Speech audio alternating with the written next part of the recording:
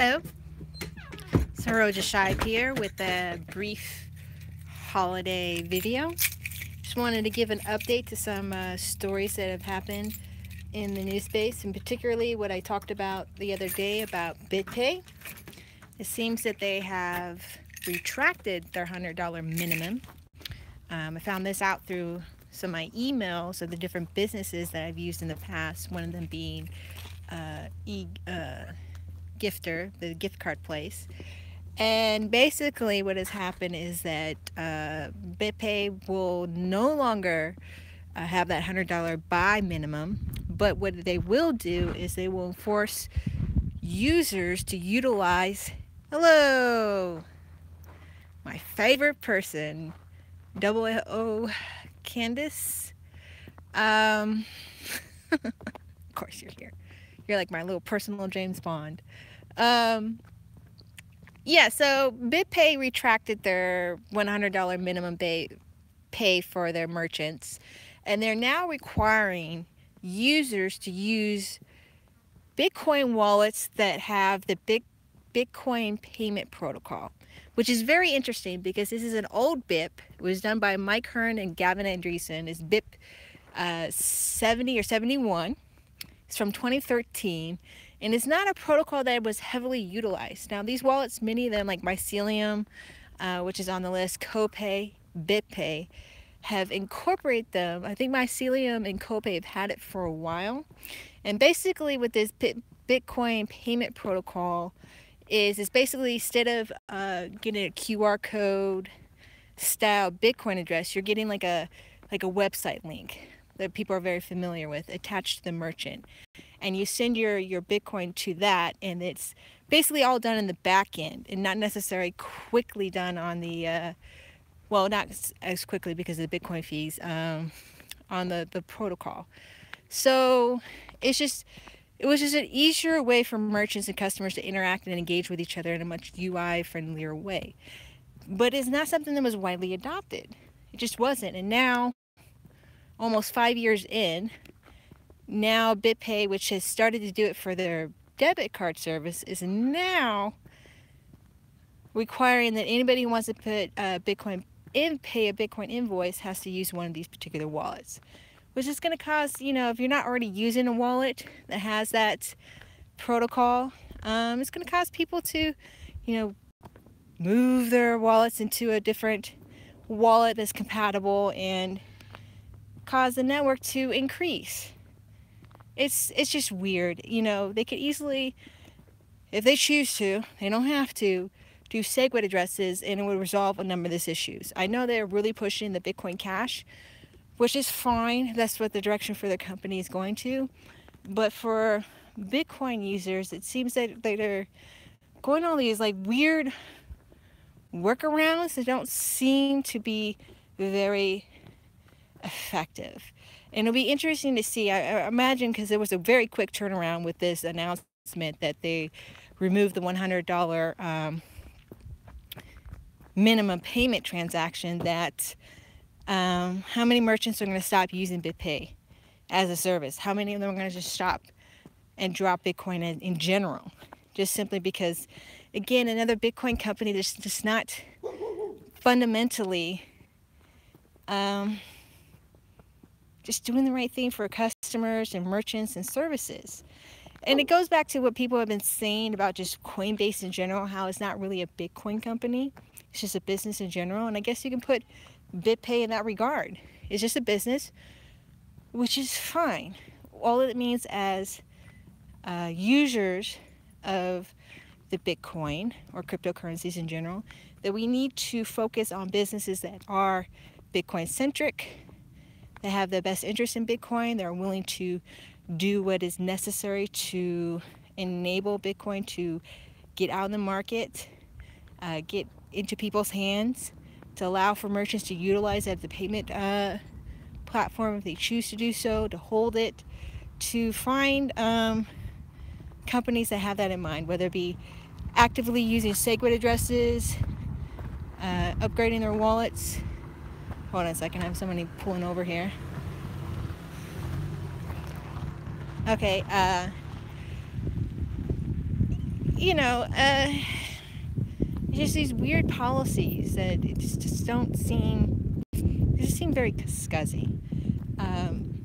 Now, an example of a Bitcoin-centric company is a Zebapay. Now, I'm probably gonna have to like study it a little bit, but it's a Medium post I have linked in the show notes, and they had help from James Lopp, who is with BitGo, and Andre Antonopoulos about this particular protocol they've enabled to allow them to quickly, not say quickly, but not necessarily work around, but effectively utilizing the Bitcoin protocol with the current fee rate that allow their users to be able to transact with them and still do minimum, what many people consider minimum Bitcoin transactions, because in India that is a use case for them. They do have minimum Bitcoin transactions, whether because they are purchasing lower amounts, more fractionally, not necessarily a whole amount of Bitcoin, or because they're actually using it as a payment platform. And I have a link in the show notes. It's pretty detailed. They break down like what issues they were having, how to work around. It's actually a very early post. It came out December 4th, but I saw it on Twitter being shared around quite a bit. And it's getting a lot more claps and comments. I guess people have free time because of the holiday to read, Bitcoin stuff. So it just shows like, there's this company that's making an effort to address the issues of the fees without being too much of a hindrance to their customers, not a hindrance to themselves, and still working within the Bitcoin protocol. So there's that. What's that? Oh, Pineapple Fund. Been following this project ever since it's been announced. They made a $1 million gift to Internet Archive. If you're unfamiliar with the Internet Archive, it's just as it states, it archives the internet. It's been great work. You can find all sorts of stuff on Internet Archive, from like old GIFs to websites, media posts. It's a great way of gathering the history, particularly the history of now, because everything is going digital, preserving it. The biggest examples people have about preserving internet history is GeoCities. You can't find GeoCities any longer because they no longer exist. The company went, I don't know if it got bought up or went under or something, or absorbed, but basically it no longer exists. So you can't find those websites, you can't find those servers, you can't find that information any longer. It ceases to exist. And so preserving that information, website changes, which have been very, particularly when it comes towards governments and politics and websites and stuff like that, has been very instrumental in catching people in lies, disinformation campaigns. So it's a great tool for preserving history, gathering information, finding free resources that you can utilize, whether it's Creative Commons or public domain usage. And to have that $1 million gift, it's a great gift. And that organization is going to be able to not only utilize those funds effectively, but they'll be able to stretch it out for quite some time.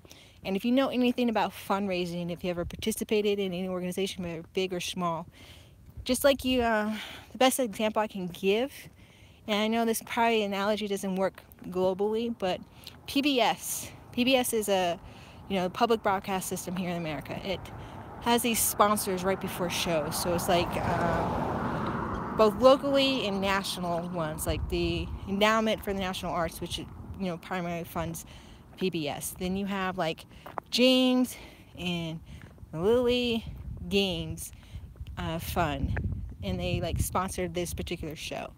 And so you can use that, particularly if something has like a big name or has a certain like caveat or cachet to it. You can say like the Pineapple Fund gave us $1 million, and this allows them to be able to fundraise for other people, because it's just like, it's a combination of FOMO, fear of missing out, particularly with wealthy people having the cachet of saying, I gave to this charitable organization. You get the little media buzz, the little media plugs going on, and people think, well of you. So you have that factor. The other factor is people look and go, oh, if people are giving that amount of money to this particular fund, there might be a cause worthy of giving to. I know that sounds very strange, particularly when it comes to charity, that in order for people to give, they have to see other people giving, but also giving a certain amount of money. But that's just how human nature works.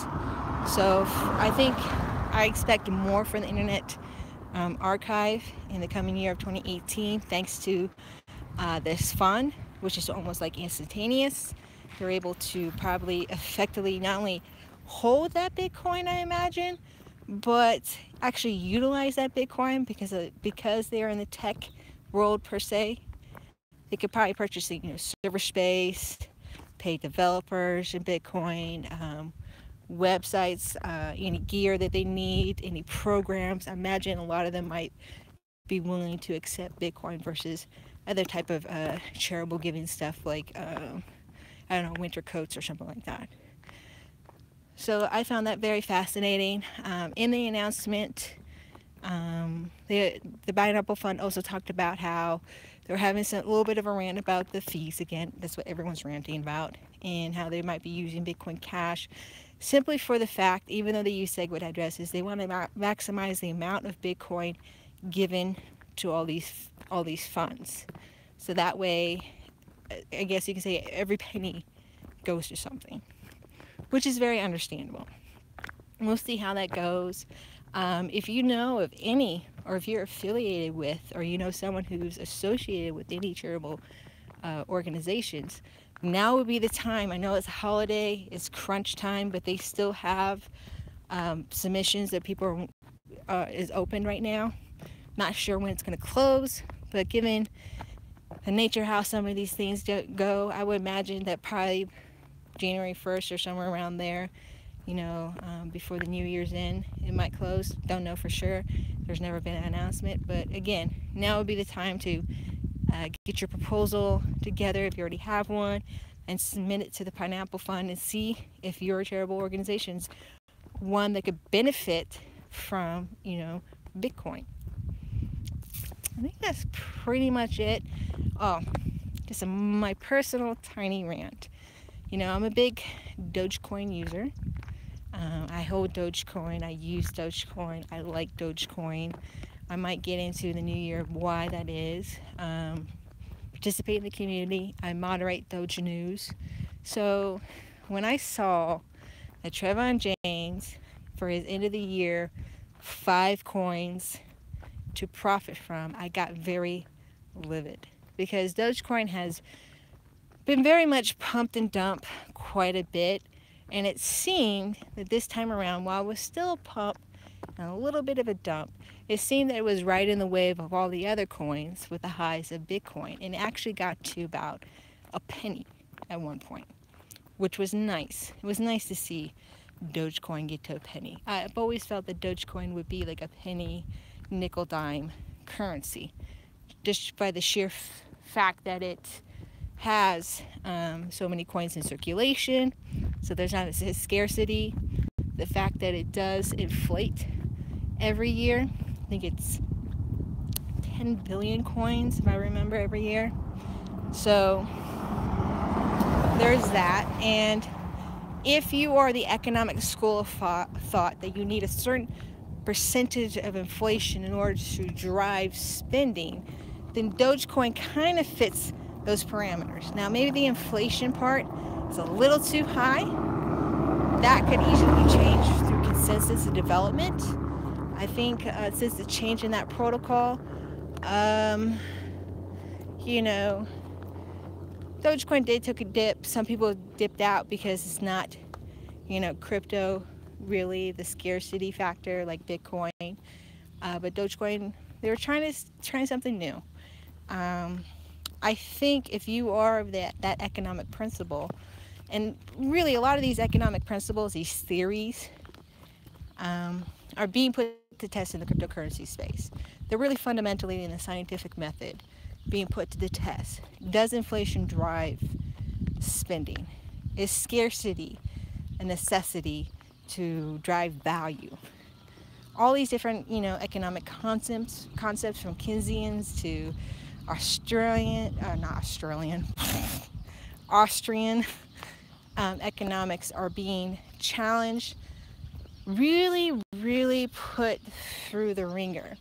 And you're saying, well, isn't that already being done now? Well, given the level of market manipulation, the controls that big banks and governments have, you can't really say that we are in a free market system. We're in a more, as people say, a crony capitalist system, a patronage system, which is very similar to the old school feudal system where you had like the king, the lordship, eunuchs, the class that enables all the lords and the kings, and you had to pay fidelity in order to have your castles and businesses, particularly when things like charters were distributed, when the New World was discovered, the different favors that different companies were able to garner from, the ruling class.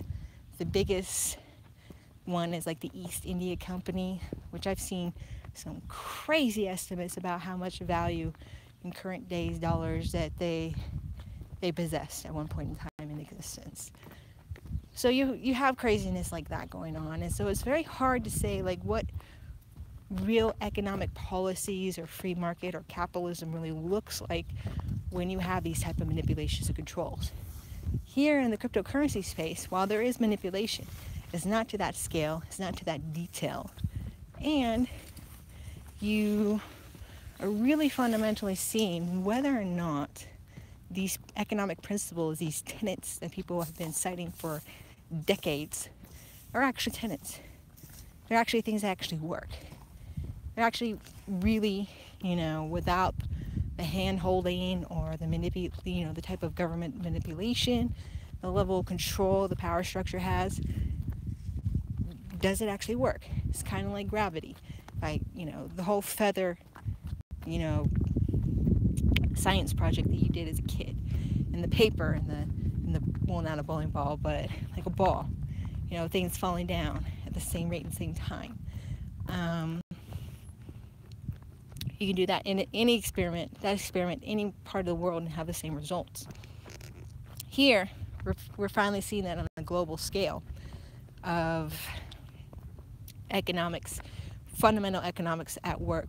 And it may end up changing the way we view, well, it's already changing the way we view economics, but really a lot of the principle underlying economics, fundamentally changing it. And we're going to have to either come up with new rules, new tenets, new concepts, or just really reorientate our thinking on just about everything.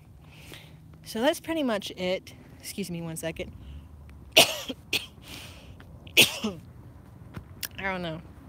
I guess it's dry air. It's been very windy where I'm located, and I think everything's just, all this dust is finally settling down. So I have this little holiday hat. Hope you and yours are having a good holiday cheer for those who celebrate it. For those who are not, I hope you just have a pleasant day in general. I may post up one more video. Not positive, not sure. I'm not a Chargers fan. I'm actually a Kansas City Chief fan. But I'm wearing this hat because, one, it's cute and it scripts as me. But two, I'm hoping that my stink, my bad thoughts about the Chargers will permeate and transfer to the team, and they will lose.